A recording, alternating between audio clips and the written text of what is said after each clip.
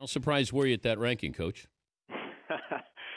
Certainly can't explain it, but it's good to be talked about, and hopefully they're talking about us in several weeks down the line here.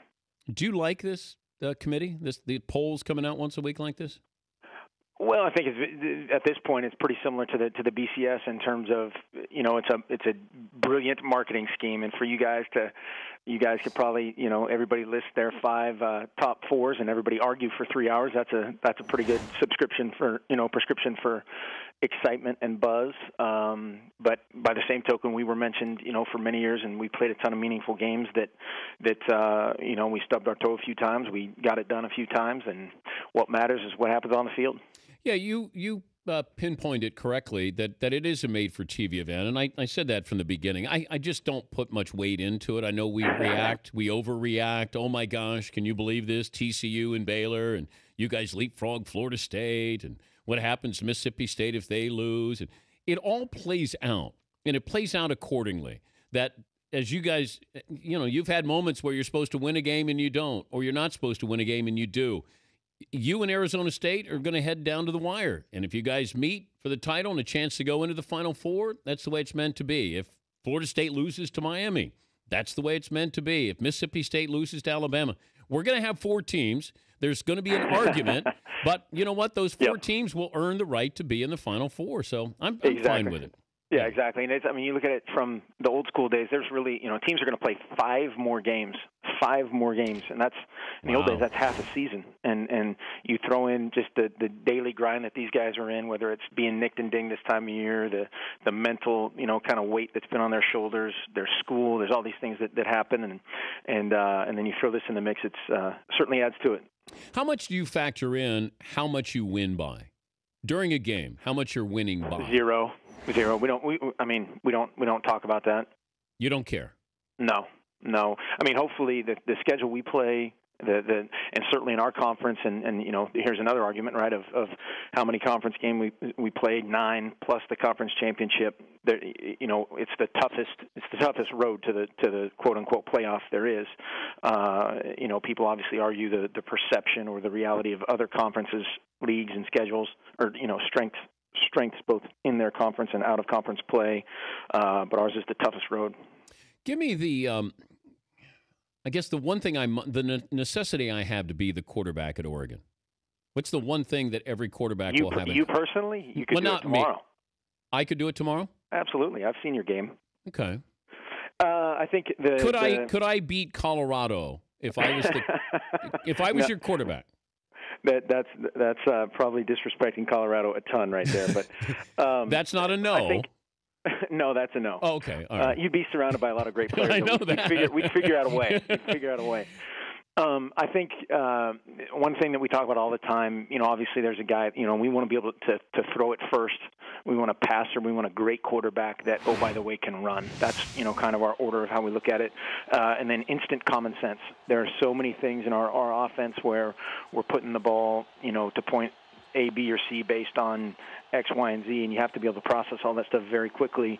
And that's one thing that makes Marcus so good is just, it's like a great point guard or a guy that has unbelievable just awareness and vision to put all those things together, not only where your guys are, but how the defense morphs to a formation or an action that then you can get the ball out quickly and accurately. But is your system the same as Chip Kelly's? Similar, very similar. Yeah, I mean, everybody, and they've made some steps based on their personnel this year that are different than what they did last year, and we'll do the same thing. Based on our personnel, we can't draft guys, and guys develop differently, and so you're always going to tweak those things. But it's all based upon the same principles. Sure. Yeah, I thought it was more predicated on just somebody who could process information. That's what Chip wanted when he was at Oregon, and maybe with the Eagles, but you said you want somebody who can pass first and then run second. So you also want somebody who's quick, able to think on their feet quickly, but that's not number one? No, absolutely. That's what I mean by instant common sense. Instantaneous common sense of being able to process, again, how the defense is distributed to your look or what you're going to do. And we've always been that way since when Chip was here and in Chip's previous stops. We don't have a tailback playing quarterback. or ideally you don't, because at some point you have to be able to throw the football to come back or to move on third down or whatever it may be. He's Mark Helfrich, the Oregon head coach, ranked number 2 in the country. They got Colorado and Oregon State left. Is that right? Yes, sir. And then you got the title game there. When you saw Joe Walker pick up that football against Utah, when Clay left it on the goal line or the 1 yard line, what were you? Did you even know at the time what was happening? I saw the ball, and two of our coaches in my ears at the time said, he dropped it, he's short, and right when it happened, and so I didn't see the time when he dropped it, but when I saw him pick it up, I just started backing guys up, on the sideline. That's a time when everybody's going ape, and we can get a silly penalty that would then bring that back. But it was a huge play, heads-up play by all those guys. I thought a real heads-up play by the officials too. That sometimes they just assume everything's going to happen that way as well. Well, they were just staring at the football. They didn't signal touchdown. And right. I'm thinking, he didn't score. Because I'm watching it. I'm thinking, he didn't leave the ball at the 1 yard line. I mean, I've seen guys do that, and all of a sudden, there was no signal.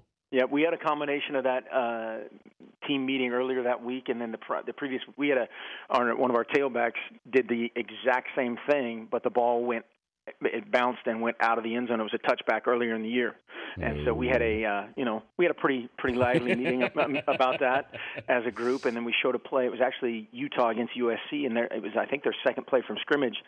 SC threw a bubble screen that was backward. Nobody else played except for the Utah guy, and he ran it in about a 53-yard touchdown. So, just trying to learn. Are you still a Cowboy fan? Well, it's tough now because I'm an Eagles fan just because Chip and all those guys, and it just doesn't work. So my life, my upbringing, I was a big Roger Staubach, huge Cowboy fan, but now I got to root for my friends. How would Roger Staubach do today? Oh, he would be awesome. He would be great. He'd be perfect for our system. Oh, I couldn't. Well, back then when he was at Navy, but running your offense at Oregon, good God. That would have been scary to have Roger Staubach. You're right. He would have been ideal for that. Did you recruit Russell Wilson? We did not, as I recall. I'm trying to remember how that all played out. Where was he from originally? Well, he went to NC State. Right. Yes, I was trying to remember when he came out, and I think he was a baseball guy. Yeah. And some of those guys, when you get involved with a baseball guy early, and he might go, it's always hard to predict. But he looks like he would be perfect for that offense.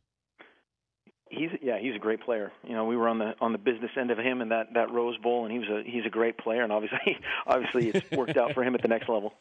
Well, good luck, Colorado and Oregon State, and then hopefully Arizona State after that. But thanks for joining us, Coach. Well, thank you for having us. Appreciate it. All right, Mark Helfrich.